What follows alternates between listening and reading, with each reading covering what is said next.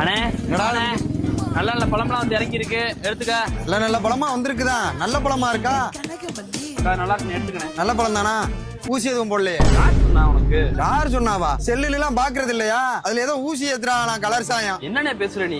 நேத்து பாக்குறேன் அந்த பேக்கரியில் நின்றுகிட்டு கண்ட கர்மத்து கலர் எல்லாம் வாங்கி மடக்குன்னு குடிச்சுக்கிட்டு இருக்க. இப்ப வந்துகிட்டு தண்ணி பழத்துக்கு இப்படி பேசிக்கிட்டு இருக்க. அது எனர்ஜி ட்ரிங்க்டா, அது வேற. இதை செக் பண்ணி பார்த்து வாங்கினியா? என்ன செக் பண்ணணும்? என்ன செக் பண்ணணுமா? ஏண்டா இதுல என்னமோ வெள்ளை துணியை வச்சு தொடச்சு பார்த்தா ரெட் கலர்ல சாயம் விட்டுதாமே. ஏனே கடவுள் கொடுத்த மூலையில கொஞ்சமாவது யோசிக்கணும்லனே. இந்த சிவப்பு கலர் தண்ணி பழத்தை வெள்ளை துணியை வச்சு தேய்ச்சா சிவப்பு கலர் தானே விட்டுது, அந்த மஞ்சள் கலர் ஆகட்டும். எவனோ ஒருத்தன் எங்கேயோ ஊசி போட்டிருக்கலாம், அதை 19 அள்ளி நீங்க சோசியல் மீடியால போட்டிய. எப்பயும் 10 டன் வியாபாரம் பாக்குறவன் வாங்கி போட்ட 3 டன்னே ஓடாம இருக்கு. இன்னும் ஒரு வாரம் மட்டும் பழமும் கிடைச்சுன்னா மட்டும் கெட்டு அழுகி போயிடும். என்ன பண்றதுன்னு தெரியல. இப்படி எதுவுமே என்ன ஏதுன்னு தெரியாம பேசி பேசி அங்க வியாபாரத்தையும் கெடுத்துட்டியே, விவசாயி சோத்துலயும் மண்ணள்ளி போட்டிய. அதுக்கு